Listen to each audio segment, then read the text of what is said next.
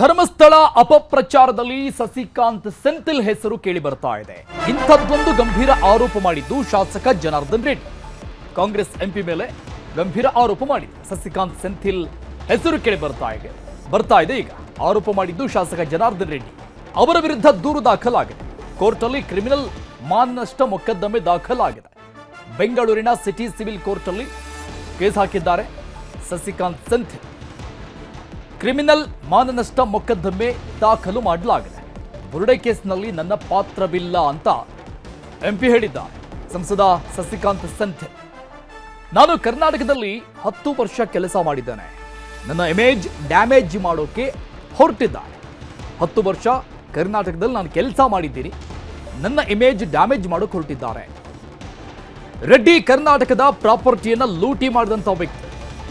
ರೆಡ್ಡಿ 7 ವರ್ಷ ಜೈಲು ಶಿಕ್ಷೆಗೆ ಒಳಗಾಗಿತ್ತು. ಇನ್ನು ಈ ತಲೆಬುರುಡೆ ಎಲ್ಲಿ ಸಿಕ್ಕಿದೆ ಅನ್ನುವಂಥ ವಿಚಾರ ನನಗೆ ಗೊತ್ತಿಲ್ಲ. ನನ್ನನ್ನು ಟಾರ್ಗೆಟ್ ಮಾಡಿರಬಹುದು ಅಂತ ಸೆಂಥಿಲ್ ಗರಂ ಆಗಿ ಮಾತನಾಡಿದ್ದಾರೆ. ಮತ್ತೊಂದು ಕಡೆ ಮಾನನಷ್ಟ ಮೊಕದ್ದಮೆ ಕೇಸ್ ಕೂಡ ದಾಖಲಾಗಿದೆ. ಸೆಪ್ಟೆಂಬರ್ 11ಕ್ಕೆ 42ನೇ ACMM ಕೋರ್ಟಲ್ಲಿ ಈ ಸಂಬಂಧಪಟ್ಟಂಗೆ ವಿಚಾರಣೆ ಕೂಡ ನಿಗದಿಯಾಗಿದೆ. ರೆಡ್ಡಿ ವಿರುದ್ಧ ಮಾನನಷ್ಟ ಮೊಕದ್ದಮೆ ದಾಖಲಾಗಿದೆ. ಸಸಿಕಾಂತ್ ಸೆಂಥಿಲ್ ಕಾಂಗ್ರೆಸ್ ಸಂಸದನ ವಿರುದ್ಧ ಗಂಭೀರ ಆರೋಪ ಮಾಡಿದ್ದು ಜನಾರ್ದನ್ ರೆಡ್ಡಿ ಶಾಸಕ. ಇನ್ನು ಸೆಂಥಿಲ್ ಆರೋಪದ ಬೆನ್ನಲ್ಲೇ ಜನಾರ್ದನ್ ರೆಡ್ಡಿ ಸುದ್ದಿಗೋಷ್ಠಿ ಕೂಡ ಮಾಡಿದ್ರು. ಸೆಂಥಿಲ್ ಇದಕ್ಕೆಲ್ಲ ಕಾರಣ ಅಂತ ಮೊದಲು ನಾನೇ ಹೇಳಿದ್ದೇನೆ. ಮಾಸ್ಮ್ಯಾನ್ ಚಿನ್ನಯ್ಯ ಮೂಲ ತಮಿಳುನಾಡು. ಮಾಸ್ಮ್ಯಾನ್ ಚಿನ್ನಯ್ಯನ ಮೂಲ ತಮಿಳುನಾಡು ಅಂತ ಹೇಳಿದ್ದು ನಾನೇ ಅಂತ ಹೇಳಿದ್ದಾರೆ ಸುದ್ದಿಗೋಷ್ಠಿಯ ಜನಾರ್ದನ್ ರೆಡ್ಡಿ. ಸೆಂಥಿಲ್ ಇದಕ್ಕೆಲ್ಲ ಕಾರಣ ಅಂತ ಮೊದಲು ಹೇಳಿದ್ದು ನಾನೇ ಅಂತ ಹೇಳಿದ್ದಾರೆ. ಅಂದ್ರೆ ನಮ್ಮ ಹೇಳಿಕೆಗೆ ಸ್ಪಷ್ಟನೆ ಕೊಟ್ಟಿದ್ದಾರೆ ಜನಾರ್ದನ್ ರೆಡ್ಡಿ ಸುದ್ದಿಗೋಷ್ಠಿಯಲ್ಲಿ. ಎಡಪಂಕ್ತಿಯ ಸೆಂಥಿಲ್ ಬಲಪಂಕ್ತಿಯರ ವಿರುದ್ಧ ಮಾತನಾಡಿದ್ರು. ಆ ಬಳಿಕ ರಾಜೀನಾಮೆ ಕೊಟ್ಟು ಕಾಂಗ್ರೆಸ್ ಸೇರಿ ಚುನಾವಣೆ ಗೆದ್ದು. ಸೆಂಥಿಲ್ ನನ್ನ ವಿರುದ್ಧ ಮಾನನಷ್ಟ ಮೊಕದ್ದಮೆ ಹಾಕಿದ್ದಾರೆ. ಸೆಂಥಿಲ್ ಹೆಸರು ಹೇಳಿದ್ದಕ್ಕೆ ಕೇಸ್ ಹಾಕಿದ್ದಾರೆ. ಅದಕ್ಕೆ ನಾನು ಉತ್ತರ ಕೊಡ್ತೀನಿ ಅಂತ ಜನಾರ್ದನ್ ರೆಡ್ಡಿ ಸ್ಪಷ್ಟನೆ ಕೊಟ್ಟಿದ್ದಾರೆ. ಸಸಿಕಾಂತ್ ಸೆಂಥಿಲ್ ಅವರನ್ನ SIT ವಿಚಾರಣೆ ಮಾಡಬೇಕಾಗಿದೆ. ಈ ಕೇಸ್ನಲ್ಲಿ, ಬುರುಡೆ ಕೇಸ್ನಲ್ಲಿ ರಾಜ್ಯ ಸರ್ಕಾರದ ಬೆಂಬಲ ಇದೆ. ಹೀಗಾಗಿ ಸೆಂಥಿಲ್ ವಿಚಾರಣೆ ಮಾಡುವುದು SIT ಇಂದ ಅವರ ವಿಚಾರಣೆ ಆಗೋದು ಕಷ್ಟ ಅಂತ ಹೇಳಿದ್ದಾರೆ. ಹಾಗಾಗಿ NIA ಅಥವಾ CBIನಿಂದ ಧರ್ಮಸ್ಥಳ ಕೇಸ್ನ ತನಿಖೆ ಆಗಬೇಕು. ಇಂಥವರೆಲ್ಲರ ವಿಚಾರಣೆ ಆಗತ್ತಾಗ ಅಂತ ಹೇಳಿದ್ದಾರೆ. ಗಡಿಯಾಚೆಗೂ ಅಪಪ್ರಚಾರ ತಂಡ ಇರೋ ಹಿನ್ನೆಲೆಯಲ್ಲಿ CBIನ ತನಿಖೆ ಆಗಬೇಕು, ಇಲ್ಲಾಂದ್ರೆ NIA ಎಂಟ್ರಿ ಆಗಬೇಕು. ವಿದೇಶಿ ಉಗ್ರವಾದ ಸಂಸ್ಥೆ ಇದೆಯೇ ಅನ್ನೋ ಬಗ್ಗೆ ತನಿಖೆ ಆಗಬೇಕು. ಸೆಂಥಿಲ್ ಮಾನನಷ್ಟ ಮೊಕದ್ದಮೆ ನನಗೆ ಹೊಸದೇನಲ್ಲ.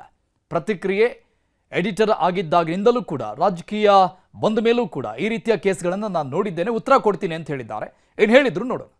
ಸಾವಿರಾರು ನನ್ನ ಮೇಲೆ ಅನ್ನೆಸೆಸರಿಯಾಗಿ baseless, politically motivated, reckless allegation ಮಾಡಿರುವುದರಿಂದ ಅವರ ಮೇಲೆ ನಾನು ಕ್ರಿಮಿನಲ್ ಡಿಫಮೇಷನ್ ಹಾಕಿದ್ದೀನಿ. ಲಾಸ್ಟ್ ಟೈಮ್ ನಾನು ಅವರನ್ನು ನೋಡಿರೋದು ಅವರ ಕೇಸಲ್ಲಿ ನಾನು CEC ಮತ್ತೆ ಬಹುಶಃ CBIಗೆ ಅಸಿಸ್ಟ್ ಮಾಡಿದೆ. ನಿಮ್ಗೆಲ್ಲರಿಗೂ ಗೊತ್ತಿದೆ, ಕರ್ನಾಟಕದ ಸಂಪತ್ತನ್ನು ಲೂಟಿ ಹೊಡೆದು ಇಡೀ ದೇಶದಲ್ಲಿ ಕರ್ನಾಟಕ ಕೆಟ್ಟ ಹೆಸರು ತಂದವರು ಅವರು. ಇವತ್ತು 7 ವರ್ಷ ಜೈಲು ಶಿಕ್ಷಣೆಯಲ್ಲಿ ಕನ್ವಿಕ್ಷನ್ ಸ್ಟೇ ಆಗಿ ಬಂದಿದ್ದಾರೆ. ಇನ್ನು ಸಾವಿರಾರು ವಿಷಯಗಳು ಹೇಳ್ತಾ ಹೋಗಬಹುದು. ಕ್ರೈಮ್ಗಳು ಲಿಸ್ಟ್ ಮಾಡಿದ್ರೆ ಅದು ಒಂದು ಪೇಜಲ್ಲಿ ಬರಲ್ಲ. ಸೊ ಅಂತ ವ್ಯಕ್ತಿ ಅವರ ಉದ್ದೇಶ ಏನಿರ್ತದೆ ನಾನು ಹೇಗೆ ಗೆಸ್ ಮಾಡಕ್ಕಾಗ್ತದೆ? ಬಾಯಿದೆ ಅಂತ ಹೇಳಿದ್ರೆ ಏನ್ ಬೇಕಾದ್ರೆ ಮಾತಾಡ್ಬೇಕಂದ್ರೆ ಏನ್ ಕತೆ, ಏನೇ ಅವ್ರಿಗೆ ಒಂದು ಚೂರಿ ಇರ್ಲಿ. ನಾನೇನು ತಮಿಳ್ನಾಡು ಹೌಸಲ್ಲಿ ಇದ್ದೀನಿ, ನನ್ನ ಮನೆಯಲ್ಲಿ ಒಂದು ತಲೆ ಬುರುಡೆ ತಗೊಂಡು ಬಂದು ಕೊಟ್ಟಿರುವುದೆಲ್ಲ ಎಂತ ಕತೆ ಇದು? ಇದೆಲ್ಲ ಏನು ಒಂದು ಸೀರಿಯಲ್ ತಗೊಳ್ಬಹುದು ಇದೆಲ್ಲ ಇಟ್ಕೊಂಡು. ಕರ್ನಾಟಕ ಜನರ ಇಂಟೆಲಿಜೆನ್ಸ್ ಅನ್ನು ನೀವು ಟೆಸ್ಟ್ ಮಾಡ್ತಾ ಇದ್ರಿ, ಇದು ಮಾಡಬೇಡ.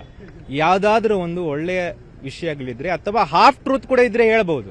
ನೀವು ಹಾಫ್ ಟ್ರೂತ್ ಇದ್ರೆ ಕೂಡ ಜನ ಮತ್ತೆ ಮುಳಿದದ್ದು ಮುಳಿಸ್ಬಿಡ್ತಾರೆ. ನೀವು ಕಂಪ್ಲೀಟ್ ಕತೆಗಳು ಮನೆ ಕಣ್ಮುಚ್ಚಿ ಏನು ನಿಮ್ಗೆ ಡ್ರೀಮ್ ಅಲ್ಲಿ ಬಂದದೆಲ್ಲ ಹೇಳಿದ್ರೆ ಆಗಲ್ಲ.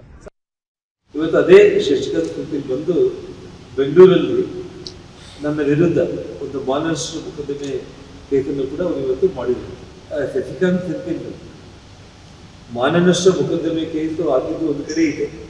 ಆದರೆ ಇವತ್ತು ಅವರು ಮಾಧ್ಯಮಗಳಲ್ಲಿ ಮಾತಾಡ್ತಾರೆ, ಲಾ ಬಗ್ಗೆ ಮಾತಾಡ್ತಾ ಇದ್ದಾರೆ, ಕೋರ್ಟು ಮತ್ತು ಇನ್ವೆಸ್ಟಿಗೇಷನ್ ಬಗ್ಗೆ ಮಾತಾಡ್ತಾ ಇದ್ದಾರೆ. ಅವರೊಬ್ಬ ಮಾಜಿ IAS ಅಧಿಕಾರಿಯಾಗಿ, ಅವರಿಗೆ ಒಂದು ಪಾರ್ಲಿಮೆಂಟ್ ಮೆಂಬರ್ ಆಗಿ, ಅವರಿಗೆ ನಂಬಿಕೆ ಮತ್ತು ವಿಶ್ವಾಸ ಇತ್ತು ಅಂತಂದ್ರೆ ಅವರು ಇವತ್ತು NIA ಮತ್ತು CBI ಇನ್ವೆಸ್ಟಿಗೇಷನ್ ಮುಖ್ಯಮಂತ್ರಿಗಳ ಬಳಿ ಹೋಗಿ ಕೋರ್ಟ್ಗೆ ಹೋಗಿ ಮಾನನಷ್ಟ ಮೊಕದ್ದಮೆ ಹಾಕೋದು ಕೇಸ್ ಅವರು ಹಾಕಿರಲಿಲ್ಲ. ಅದರೊಟ್ಟಿಗೆ ಮುಖ್ಯಮಂತ್ರಿಗಳ ಹತ್ರ ಹೋಗಿ ಇನ್ನೊಂದು ಮನವಿಯನ್ನು ಕೊಟ್ಟು ಇದು CBI ಮತ್ತು NIA ಇನ್ವೆಸ್ಟಿಗೇಷನ್ ಆಗಲೇಬೇಕು, ನಾನು ಇದರಲ್ಲಿ ಭಾಗಿಯಾಗಿಲ್ಲ ಅನ್ನೋಂಥದ್ದನ್ನು ಅವ್ರು ಹೇಳಿದ್ರೆ ಅವ್ರನ್ನ ನಾವು ಮೆಚ್ಕೋಬಹುದು. ಹಾಗಾಗಿ ಬರೀ ಮಾನನಷ್ಟ ಮೊಕದ್ದಮೆ ಕೇಸ್ ಹಾಕಿ ಕೈ ತೊಳ್ಕೊಳ್ಳೋದ್ರಿಂದ ಅವರೇನು ಈ ದೇಶದಲ್ಲಿ ತುಂಬಾ ಪ್ರಾಮಾಣಿಕ ಅಂತೇಳಿ ತೋರಿಸೋ ಪ್ರಯತ್ನ ಮಾಡ್ತಾರೆ, ಅದಾಗಲ್ಲ.